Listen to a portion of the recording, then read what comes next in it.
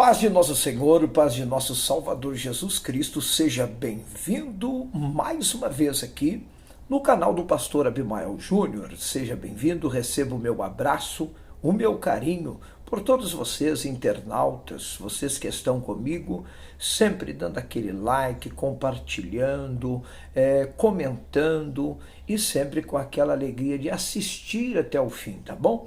Não fique só em assistir. Deixe aquele like, ajude o canal. Você é uma ferramenta de Deus. E aqui embaixo você pode inscrever também e ajudar o trabalho a cada dia mais alcançar pessoas que carecem ouvir a palavra de Deus e aprender a cada dia mais com o Espírito Santo, que tem sido nosso mestre, nosso Raboni, tem sido nosso instrutor, tem sido nosso mediador, o que revela, o que inspira-nos a realmente trazer esta palavra. Hoje eu quero falar sobre a oferta que Deus agrada, a oferta que o Senhor agrada. E dentro desse contexto, eu quero falar aqui usando algumas partes dos contextos bíblicos que estão registrados nas Escrituras, dentro de uma somática, né, deste tema expositivo aqui sobre a oferta que Deus agrada. E por que eu falo acerca da oferta que Deus agrada? Porque nem toda oferta chega diante de Deus como um cheiro suave. Não é toda oferta. A gente até pode dizer, pastor, isso aí não é novidade não, eu sei. Tá, mas mesmo assim, nós observamos o meio evangélico ou o meio cristão, como assim quer designar, nós vemos essa imprudência, insensatez, esse desligamento de responsabilidade em procurar, através da sua oferta, agradar a Deus. A oferta, ela nunca pode ser uma oferta para intimidar, para se apresentar como um confronto, né? Um confronto entre outra pessoa que também oferta, como alguém que diz, eu vou ofertar porque o outro ofertou mais. Então a oferta precisa ser pura, a oferta ela precisa ser primogênita, ela precisa ser primária, ela precisa ser especial, voluntária, alegre, com sentimentos de gratidão, né? Então a oferta ela está dentro desse contexto de você fazer tudo, como diz o apóstolo Paulo, né? Ele diz que Deus ama, capítulo 9 de 2 Coríntios, Deus ama quem dá com alegria. Então, não é só a pessoa dar, né? Porque dar, muitas pessoas dão porque são ameaçadas por alguém que diz, olha, o devorador vai entrar. Outros dizem, é melhor você dar, porque senão você vai perder isso, vai perder aquilo, Deus vai tocar no... Então, são pessoas que dão por meio de chantagens, por meio de ensinamentos, de técnicas, lavagens cerebrais que fazem, e a pessoa acaba criando uma imaginação da oferta como algo que ela dá e depois ela recebe de volta aquilo que ela deu em dobro. E é claro que isso tem tudo a ver, porque a Bíblia diz que quem muito semeia, né? Paulo fala no mesmo capítulo 9 de 2 Coríntios, que quem muito semeia, muito tem para colher. Quem muito semeia, muito tem para colher. E o problema disso daqui é distorcer na questão de dar por interesse. Então você dá por interesse. A colheita, ela é de Deus, a colheita vem. Paulo diz, olha, um plantou, o outro regou, mas quem dá o crescimento, em outras palavras, quem produz, quem dá crescimento, quem frutifica, é Deus. Esse processo de crescimento, de desenvolvimento, de bênção que segue aí através do ofertante, ela está dentro de uma condição divina. Então, só Deus é que pode fazer frutificar, que pode fazer prosperar. O profeta Ageu, capítulo 2 e 8, ele diz, de Deus é a prata, né? Quando ali Deus mesmo fala na boca do pai, minha é a prata e meu é o ouro. Então observe que esse contexto da bênção de Deus na vida do ofertante está dentro de alguns padrões espirituais que tem a sua realeza na fé em Deus, como aquele que cuida, como aquele que zela, como aquele que guarda, como aquele que protege, que está sempre ali para nos fazer viver bonança, fartura, né? É claro que nós estamos sujeitos, é claro, a sempre atravessar altos e baixos na vida. E muitas das vezes, por causa das nossas atitudes, decisões, administramos errado, gastamos no que não é certo, enfim.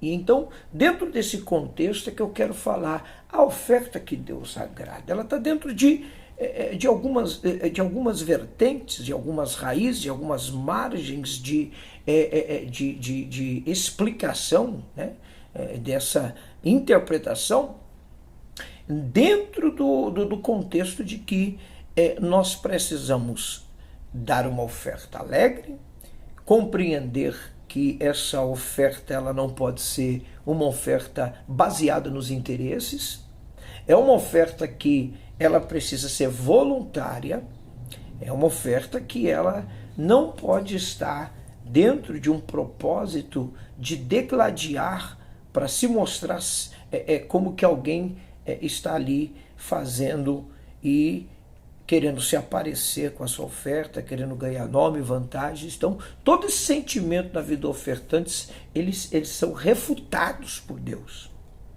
E nós temos aqui um texto que me chamou muita atenção, que é justamente quando Lucas, o evangelista biógrafo, escreve ali, falando acerca da oferta da viúva pobre, capítulo 21, Lucas fala, estando Jesus a observar, viu os ricos lançarem suas ofertas no gasofilácio. O primeiro ponto aqui é que Jesus está vendo com seus discípulos ali e está observando que todos chegam naquele gasofilácio ali para ofertar. Muitas pessoas estão chegando para ofertar. A princípio, esse gasofilácio, por tradição, estava aí dentro do segundo templo, justamente por volta ali construído 515 a.C. e foi ali renovado pelo Herodes, que foi um rei estrangeiro, né?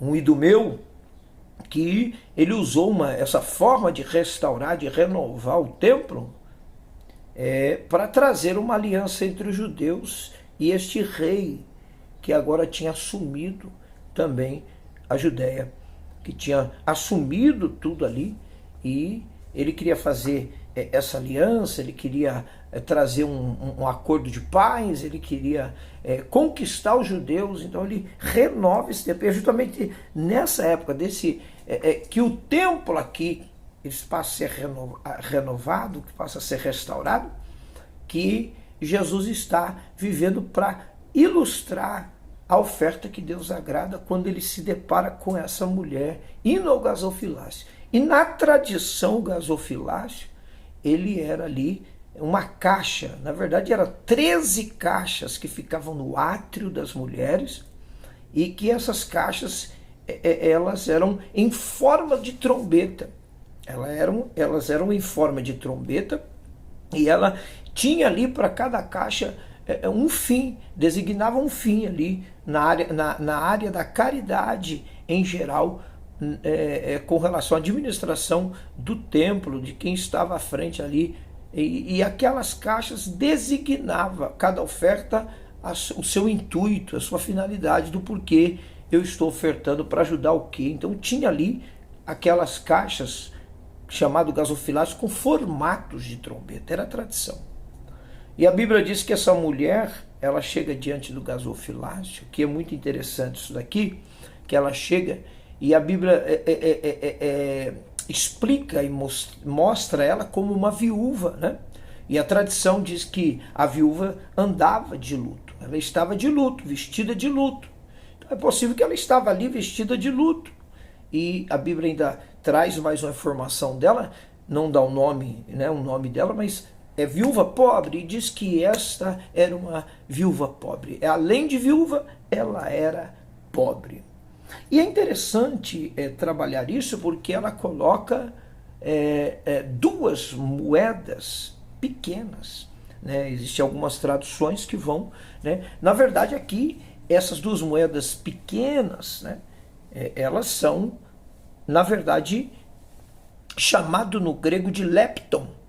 Essas duas moedas chamam de lepton. Na verdade, esse lepton é uma moeda que ela é falada aqui por Lucas, só que ela é uma moeda que está lá no Antigo Testamento. São moedas de bronze, bem pequenininha, né? Elas são bem pequenas, moedas de bronze que chama lepton no grego, mas no hebraico está purata, peruta, né? Que é justamente essas moedinhas de bronze que no caso valia 1 centil, dava para comprar 2 pardais, ou seja, tinha significado nenhum, tinha. E outra, a lei, além disso, a lei, isso que eu estou falando é tradição, a lei ainda dizia que era proibido lançar lepton ou o peruat dentro do gasofilácio em forma de trombeta. Era errado fazer isso. Eles não aceitavam a lei, ela cobrava nessa hora de administrar que não deveria ser colocado essas moedinhas, o centil aí, o lepton, essas moedas de bronze pequenas que não tinha significado, não tinha valor ali. E engraçado que o texto mostra que essas pessoas ricas, essas mulheres ricas que chegavam ali para ofertar, elas colocavam, e eles colocavam bastante valores ali. Bastante valores.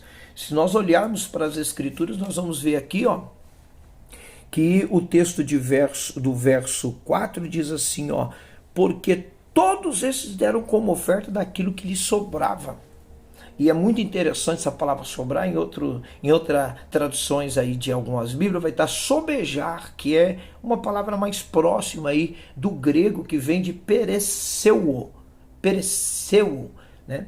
Pereceu, que é justamente superabundar, é um excesso, é uma sobra excessiva, tá? Uma sobra excessiva. Então, o povo estava ali dando, enquanto essa mulher, ela está dentro do contexto de uma pobreza, E o que é interessante é que essa palavra pobre no grego vem de penishra, que vem justamente daquilo que é uma condição absoluta de pobreza, ou seja, é uma viúva pobre a ponto de realmente estar atravessando não só um contexto de ser pobre, mas uma pobreza absoluta, uma condição extrema de pobreza. E ela entrou no templo com 2 lepton, entrou no templo ali com 2 perutá, né? Que é justamente essas moedas de bronze, que ela entra, coloca. E ali agora Jesus entra dizendo, e essa parte que eu quero já aplicar para nós definir esse texto aqui.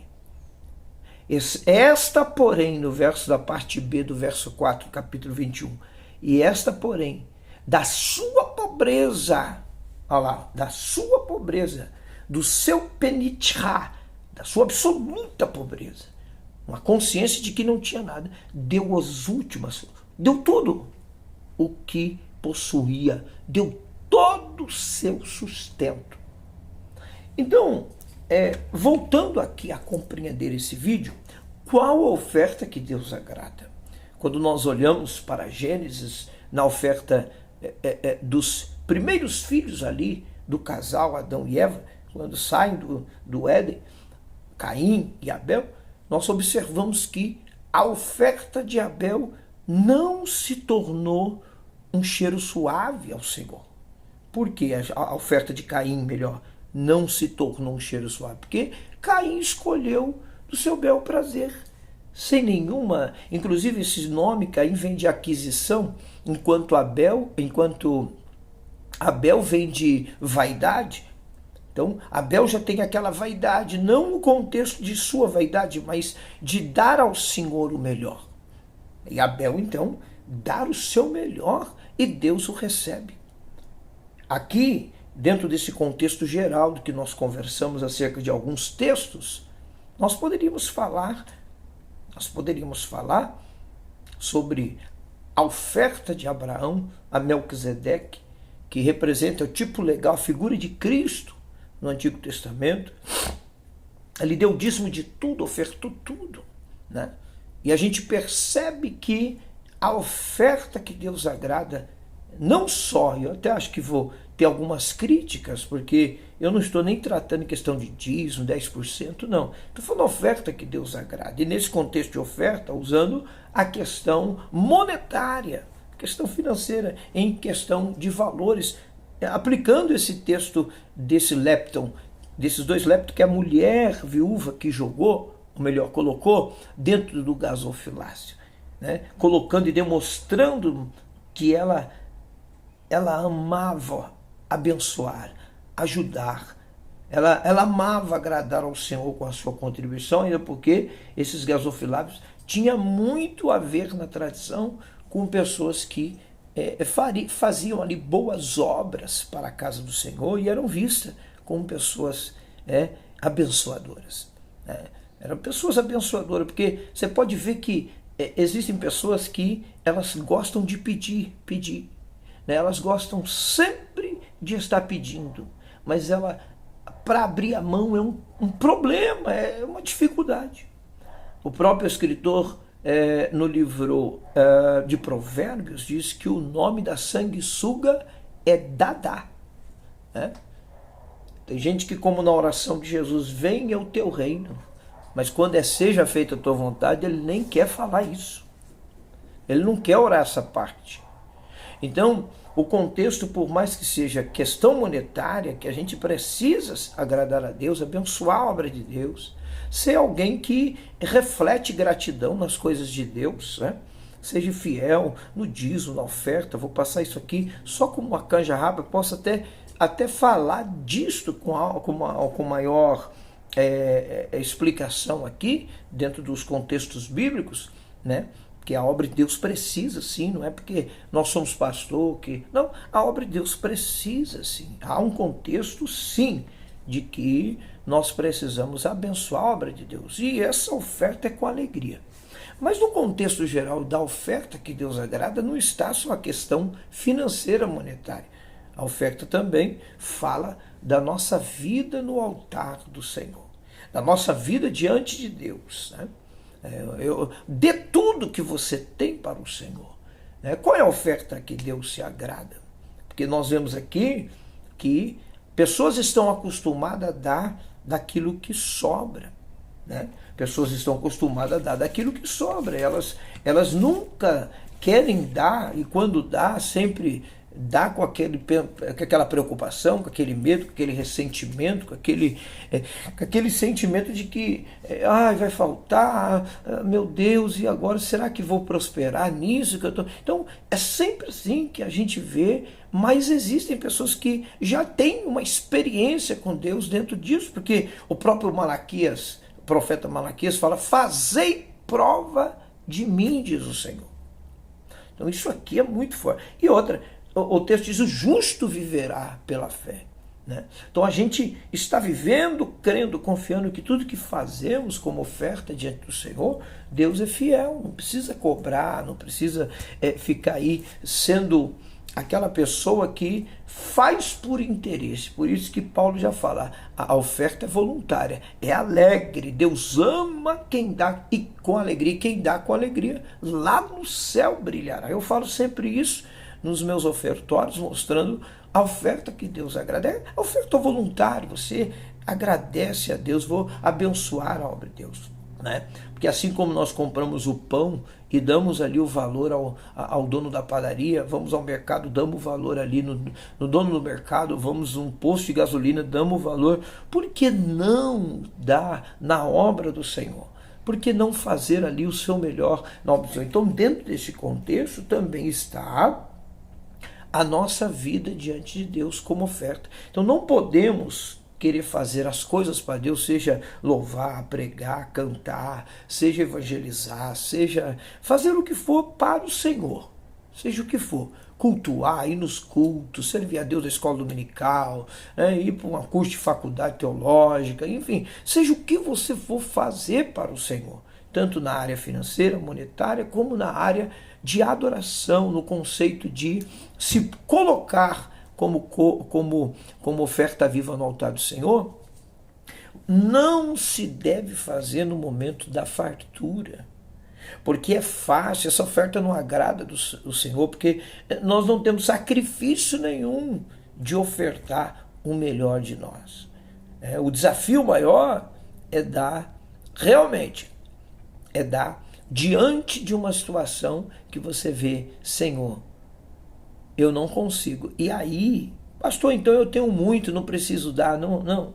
Eu não estou dizendo que você tem muito e não precisa dar. Se você tem muito, então você vai abençoar a casa de Deus com muita alegria, com fé, e Deus vai continuar te abençoando, desde que essa oferta que é muito nas tuas mãos e que não falta, mas ela sobra, né? Ela é dada não com interesse, porque o próprio Cristo faz aqui uma avaliação dos que ofertam por interesse, dos que ofertam porque sobrou, porque tem para dar mesmo, e daqueles que ofertam tirando o seu último sustento, mas fazendo para agradar ao Senhor. Qual é a oferta que Deus agrada? É a oferta que nós fazemos com alegria, com amor, sem olhar valor, sem olhar se é muito ou pouco.